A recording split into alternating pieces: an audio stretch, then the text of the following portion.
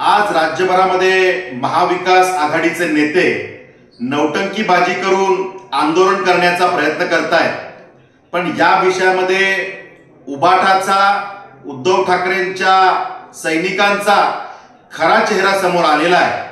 त्यांच्या मनातली भावना समोर आलेली आहे। चंद्रकांत खैरे हे उद्धव ठाकरेंचे त्या ठिकाणी जवळचे पदाधिकारी नेते यांनी वक्तव्य केलंय की छत्रपती शिवाजी महाराजांचा पुतळा पडल्यानंतर महाराष्ट्रात दंगली का बरं नाही घडल्या, त्या दंगली घडल्या पाहिजेत अशा प्रकारचे आकलेचे तारे तोडण्याचं काम चंद्रकांत खैरेंनी केलेलं आहे। म्हणजे यांच्या मनातलं विष हे त्यांच्या तोंडावर आलेलं आहे। महाराष्ट्र भडकवायचा पेटवायचा प्रयत्न हे सातत्याने ही मंडळी करताना दिसत आहेत आणि त्याचा आज समोर उदाहरण चंद्रकांत खैरेंच्या वक्तव्यातनं समोर आलेलं आहे।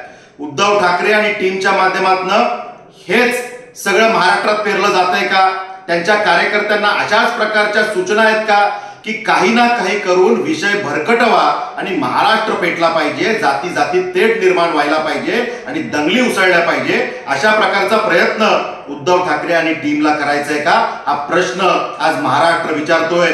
चंद्रकांत खैरे जे काही बोलले, बेशरमपणाचं वक्तव्य त्यांनी जे केलंय, त्याच्यावरती उद्धव ठाकरेंची प्रतिक्रिया काय, आदित्य ठाकरेंची प्रतिक्रिया काय, त्यांचे सहयोगी पक्ष यांची प्रतिक्रिया काय, हा महत्वाचा प्रश्न आहे। आता ते विषय फिरवण्याचा प्रयत्न करतील, पण त्यांच्या मनातलं जे आहे ते ओठावर आलेलं आहे, ते तोंडात आलेलं आहे, हे आपण समजून घेतलं पाहिजे।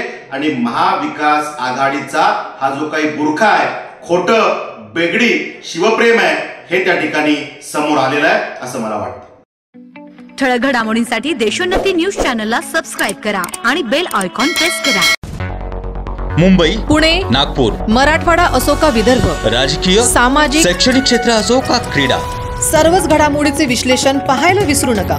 फक्त देशोन्नती न्यूजवर।